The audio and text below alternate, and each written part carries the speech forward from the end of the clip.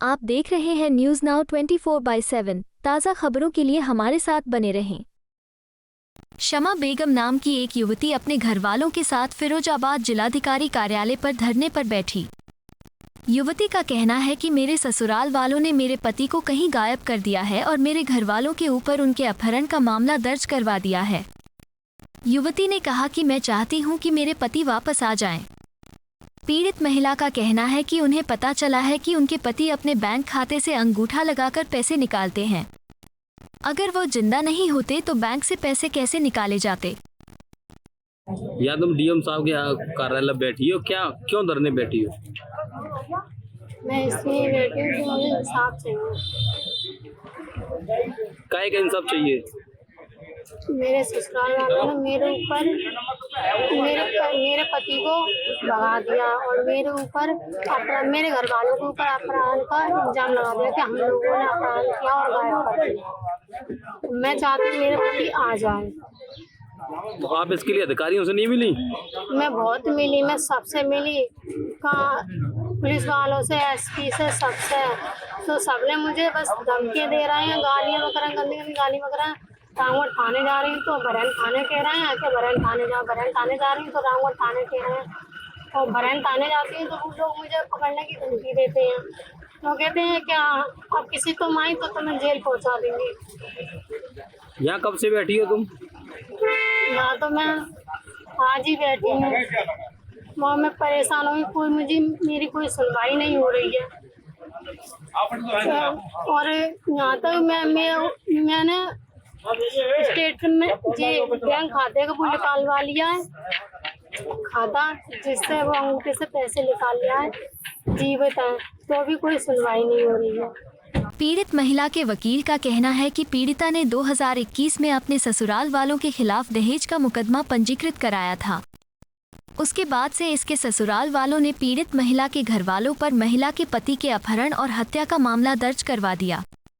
देखिए, किसी भी व्यक्ति को, महिला को, कोई भी हो, जब बहुत ज़्यादा परेशानी हो जाती है ना, किसी को शौक नहीं होता कि वह अपना घर बार छोड़ के परिवार सहित तो यहाँ पर जिलाधिकारी कार्यालय के बाहर बैठे हुए हैं कि मैं यहाँ के बैठूँ, ना ही ये किसी राजनीतिक उद्देश्य से बैठे हुए हैं। इनकी कहानी बहुत ही दर्द भरी है। मैं आपको बताऊं, जब ये मेरे संपर्क में आए, मैं एक सामाजिक कार्यकर्ता भी हूँ, आम आदमी पार्टी में पद भी है मेरे पास, उस नाते भी एक एडवोकेट हूँ। जब मैंने इनकी कहानी सुनी, हमने लीगली प्रोसेस करे उस पर। 2021 में लगभग नवंबर में थाना रामगढ़ में जो पीड़िता है शमा बेगम, इनके द्वारा एक मुकदमा दर्ज कराया गया अपने पति और ससुराली जनों के खिलाफ 498 में दहेज। जब इनके ससुराली जनों को पता लगी कि हमारे विरुद्ध मुकदमा दर्ज हुआ है तो बहुत ही इनके ससुराली जन बहुत शातिर थे। उन्होंने 20 दिन बाद पुलिस से सांठगांठ करके थाना बरहन, जो कि इनकी ससुराल का थाना पड़ता है, वहां पर शमा बेगम, उनके पिता और परिवार के विरुद्ध अपने ही पुत्र के यानी कि शमा बेगम के पति इरफान अली के अपहरण का मुकदमा दर्ज करा दिया 2021 में, इनकी एफआईआर होने के 20 दिन बाद।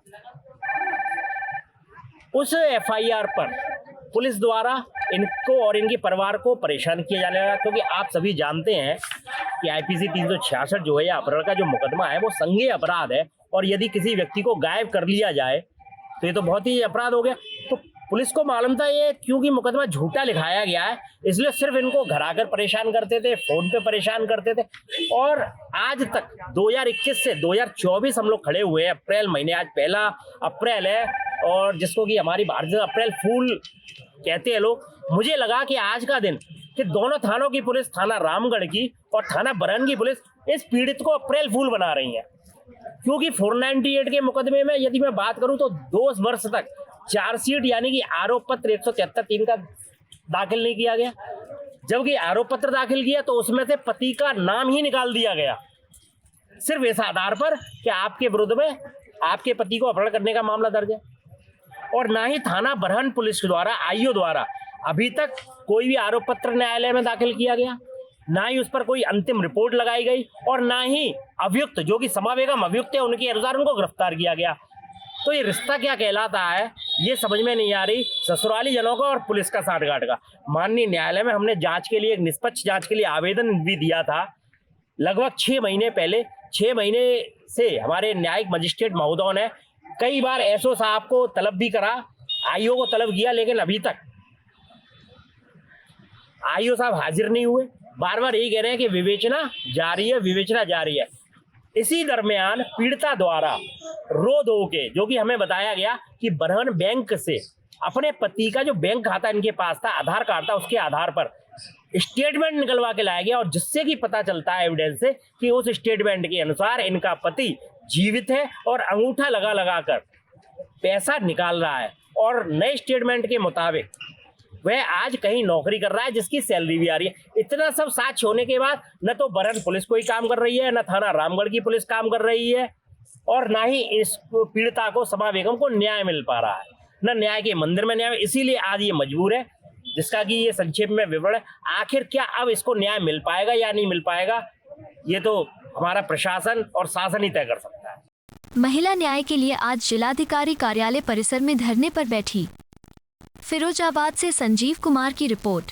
आपको यह वीडियो पसंद आया हो तो इसे लाइक करें, हमारे चैनल को सब्सक्राइब करें।